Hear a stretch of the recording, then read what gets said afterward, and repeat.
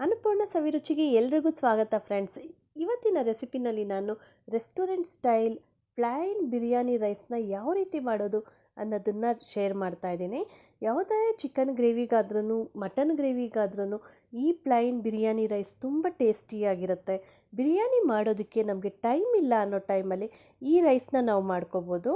ಮೊದಲಿಗೆ ನಾನಿಲ್ಲಿ ಈ ಬಿರಿಯಾನಿ ರೈಸ್ ಮಾಡೋದಕ್ಕೆ ಒಂದು ಪ್ಲೇಟಲ್ಲಿ ಒಂದಷ್ಟು ಮಸಾಲ ಇಂಗ್ರೀಡಿಯೆಂಟ್ಸ್ನ ಇಟ್ಕೊಂಡಿದ್ದೀನಿ.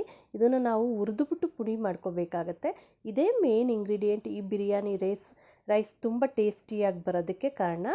ಮೊದಲಿಗೆ ನಾನಿಲ್ಲಿ ಒಂದು ಪ್ಲೇಟಲ್ಲಿ ಒಂದು 7-8 ಕಾಳು ಮೆಣಸು ತೊಗೊಂಡಿದ್ದೀನಿ. ಹಾಗೆ ಒಂದು 3 ಲವಂಗ, ಒಂದೆರಡು ಒಣಮೆಣಸಿನ್ಕಾಯಿ, ಒಂದು ಸ್ಟಾರು, 2 ಏಲಕ್ಕಿ, ಒಂದು ಸಣ್ಣ ಪೀಸಷ್ಟು ಚಕ್ಕೆ, ಒಂದು 2-3 ಪಲಾವ್ ಎಲೆನ ಮುರಿದಿಟ್ಕೊಂಡಿದ್ದೀನಿ.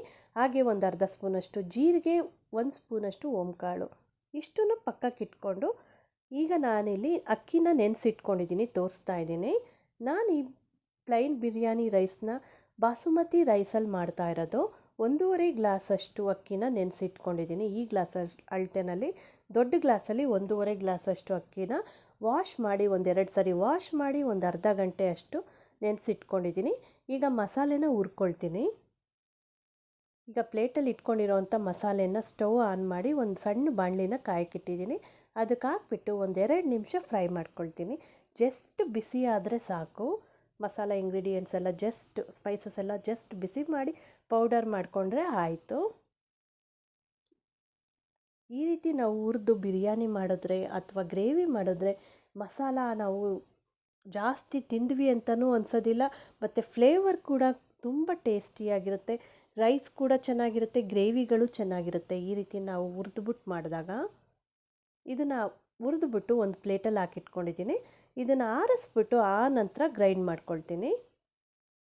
ಈಗ ಪ್ಲೈನ್ ಬಿರಿಯಾನಿ ರೈಸ್ ಮಾಡೋದಕ್ಕೆ ಒಂದು ಕುಕ್ಕರ್ನ ಕಾಯಕ್ಕಿಟ್ಟಿದ್ದೀನಿ. ನಾನು ಕುಕ್ಕರಲ್ಲಿ ಮಾಡ್ತಾ ಇರೋದು. ಕುಕ್ಕರ್ಗೆ ಒಂದು 2-3 ಸ್ಪೂನಷ್ಟು ಎಣ್ಣೆ ಹಾಕ್ಕೊಂಡೆ, ಒಂದು ಅರ್ಧ ಸ್ಪೂನಷ್ಟು ತುಪ್ಪ ಹಾಕ್ಕೊಂಡೆ. ತುಪ್ಪ ಚೆನ್ನಾಗಿ ಕಾಯ್ದ ನಂತರ, ತುಪ್ಪ ಎಣ್ಣೆ ಎಲ್ಲ ಕಾಯ್ದ ನಂತರ ಇದಕ್ಕೆ ಒಂದು ಸ್ಟಾರು ಹಾಕ್ಕೊಂಡು ಒಂದು ಏಲಕ್ಕಿ ಹಾಕ್ಕೊಂಡೆ. ಹಾಗೆ ನಾನಿಲ್ಲಿ 1-2 ಪೀಸಷ್ಟು ಕಲ್ಲು ಹಾಕ್ಕೊಂಡಿದ್ದೀನಿ, 1-2-3 ಪೀಸಷ್ಟು. ಬೇರೆ ಏನು ಸ್ಪೈಸಸ್ನ ಇದಕ್ಕೆ ಹಾಕ್ತಾಯಿಲ್ಲ, ಯಾಕಂದರೆ ನಾವು ಮಸಾಲೆ ಹುರಿದಿಟ್ಕೊಂಡಿರೋದ್ರಲ್ಲೇ ಸ್ಪೈಸಸ್ ಇದೆ, ಅದಕ್ಕೋಸ್ಕರ ಹಾಕ್ತಾಯಿಲ್ಲ. ಡೈರೆಕ್ಟ್ ನಾನು ಗೋಡಂಬಿ ಹಾಕ್ಕೊಂಡೆ. ಒಂದು 8-10 ಗೋಡಂಬಿನ ಫ್ರೈ ಮಾಡಿಕೊಂಡು, ಒಂದು ಈರುಳ್ಳಿನ ತೆಳ್ಳಗೆ ಕಟ್ ಮಾಡಿ ಇಟ್ಕೊಂಡಿದ್ದೀನಿ. ಹಾಗೆ 1-2 ಹಸಿಮೆಣ್ಸಿನ್ಕಾಯಿನ ಮಧ್ಯ ಸೀಳಿ ಇಟ್ಕೊಂಡಿದ್ದೀನಿ. ಅದನ್ನು ಹಾಕ್ಕೊಂಡು ಈರುಳ್ಳಿ ಕಲರ್ ಚೇಂಜ್ ಆಗೋ ತನಕ ಫ್ರೈ ಮಾಡ್ಕೊಳ್ತೀನಿ. ಈರುಳ್ಳಿ ಕಲರ್ ಚೇಂಜ್ ಆಗಬೇಕು, ಅಲ್ಲಿ ತನಕ ಮೀಡಿಯಮ್ ಫ್ಲೇಮಲ್ಲಿ ಇಟ್ಕೊಂಡು ಫ್ರೈ ಮಾಡಬೇಕಾಗತ್ತೆ. ಈಗ ಇದಕ್ಕೆ 1 ಸ್ಪೂನಷ್ಟು ಶುಂಠಿ ಬೆಳ್ಳುಳ್ಳಿ ಪೇಸ್ಟ್ ಹಾಕ್ಕೊಂಡೆ. ಶುಂಠಿ ಬೆಳ್ಳುಳ್ಳಿ ಪೇಸ್ಟು ಸಹ 1-2 ನಿಮಿಷ ಫ್ರೈ ಮಾಡ್ಕೊಳ್ತೀನಿ. ಶುಂಠಿ ಬೆಳ್ಳುಳ್ಳಿ ಪೇಸ್ಟ್ ಹಾಕಿದ್ಮೇಲೆ ಸ್ಟವ್ನ ಸಿಮ್ಮಲ್ಲಿ ಇಟ್ಕೊಂಡು ಹುರ್ಕೋಬೇಕಾಗತ್ತೆ, ಇಲ್ಲಾಂದರೆ ತಳ ಹಿಡಿದ್ಬಿಡುತ್ತೆ. ನೀಟಾಗಿ ಫ್ರೈ ಮಾಡ್ಕೊಳ್ತಾ ಇದ್ದೀನಿ. ಈಗ ಇದಕ್ಕೆ ಪೌಡರ್ ಮಾಡಿ ಇಟ್ಕೊಂಡಿರೋವಂಥ ಮಸಾಲಾನ ಹಾಕ್ಕೊಳ್ತಾ ಇದ್ದೀನಿ. ಈ ರೀತಿ ಗ್ರೈಂಡ್ ಮಾಡಿ ಇಟ್ಕೊಂಡಿದ್ದೀನಿ, ನೋಡ್ತಿರ್ಬೋದು. ಸ್ವಲ್ಪ ತರಿ ಇದ್ದರೆ ತುಂಬ ಚೆನ್ನಾಗಿರುತ್ತೆ. ತುಂಬ ನುಣ್ಣಗೆ ರುಬ್ಬೋ ಅಗತ್ಯ ಇಲ್ಲ, ಸ್ವಲ್ಪ ತರಿ ಇದ್ದರೆ ಈ ಬಿರಿಯಾನಿ ರೈಸಲ್ಲಿ ಈ ಮಸಾಲ ತುಂಬ ಫ್ಲೇವರ್ಫುಲ್ ಆಗಿರುತ್ತೆ. ಅದನ್ನು 1 ನಿಮಿಷ ಫ್ರೈ ಮಾಡಿಕೊಂಡು ನೆನೆಸಿಟ್ಕೊಂಡಿರೋ ಅಕ್ಕಿನ ನೀರು ತೆಗೆದ್ಬಿಟ್ಟು ರೈಸ್ ಮಾತ್ರ ಹಾಕ್ಕೊಂಡೆ. ಈಗ 3 ಗ್ಲಾಸಷ್ಟು ನೀರನ್ನ ಹಾಕ್ಕೊಳ್ತಾ ಇದ್ದೀನಿ. ನಾನಿಲ್ಲಿ 1.5 ಗ್ಲಾಸಷ್ಟು ರೈಸ್ನ ಹಾಕ್ಕೊಂಡಿರೋದ್ರಿಂದ, ಬಾಸುಮತಿ ರೈಸ್ ಹಾಕ್ಕೊಂಡಿರೋದ್ರಿಂದ 3 ಗ್ಲಾಸಷ್ಟು ನೀರು ಹಾಕ್ಕೊಂಡಿದ್ದೀನಿ. ಸಾಫ್ಟಾಗೂ ಬರುತ್ತೆ, ಅಷ್ಟೇ ಉದ್ದುದ್ರಾಗೂ ಬರುತ್ತೆ. ಕರೆಕ್ಟ್ ಅಳತೆನಲ್ಲಿದೆ ನೀರು. ಈಗ ಒಂದು ಅರ್ಧ ಸ್ಪೂನಷ್ಟು ಕಲ್ಲುಪ್ಪು ಹಾಕ್ಕೊಂಡೆ.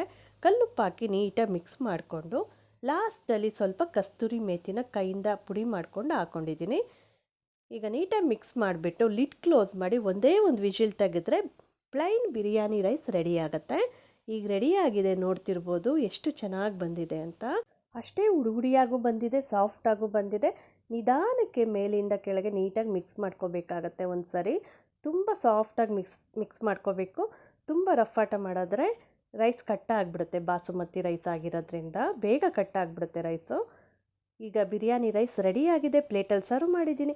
ನಾನು ಇದಕ್ಕೊಂದು ಒಳ್ಳೆ ಚಿಕನ್ ಗ್ರೇವಿ ಮಾಡಿದ್ದೆ. ನೀವು ಬೇಕಿದ್ದರೆ ಮಟನ್ ಗ್ರೇವಿಗೂ ಸರ್ವ್ ಮಾಡ್ಕೋಬೋದು. ಹಾಗೆಯೇ ಯಾವ್ದಾದ್ರು ವೆಜಿಟೇಬಲ್ ಕುರ್ಮ ಮಾಡಿದ್ರು ಈ ಬಿರಿಯಾನಿ ರೈಸ್ ತುಂಬ ಟೇಸ್ಟಿಯಾಗಿರುತ್ತೆ. ನಿಜವಾಗ್ಲೂ ಅಷ್ಟೇ ಫ್ಲೇವರ್ಫುಲ್ ಆಗಿರುತ್ತೆ. ನಾವು ಬಿರಿಯಾನಿ ಮಾಡೋದಕ್ಕೆ ಟೈಮ್ ಇಲ್ಲ ಅನ್ನೋ ಟೈಮಲ್ಲಿ ಈ ಪ್ಲೈನ್ ಬಿರಿಯಾನಿ ರೈಸ್ನ ಮಾಡ್ಕೋಬೋದು. ಈಸಿಯಾಗುತ್ತೆ ಮತ್ತು ಅಷ್ಟೇ ಟೇಸ್ಟಿಯಾಗುತ್ತೆ. ನೀವು ಕೂಡ ತಪ್ಪದೆ ಈ ರೆಸಿಪಿನ ಟ್ರೈ ಮಾಡಿ. ಹಾಗೆ ನಾನು ಮಾಡಿರೋ ರೆಸಿಪಿ ಇಷ್ಟ ಆಗಿದರೆ ಒಂದು ಲೈಕ್ ಮಾಡಿ, ಶೇರ್ ಮಾಡಿ, ಸಬ್ಸ್ಕ್ರೈಬ್ ಆಗಿ. ಮತ್ತೆ ಸಿಗ್ತೀನಿ ಇನ್ನೊಂದು ವಿಡಿಯೋದಲ್ಲಿ. Thank you.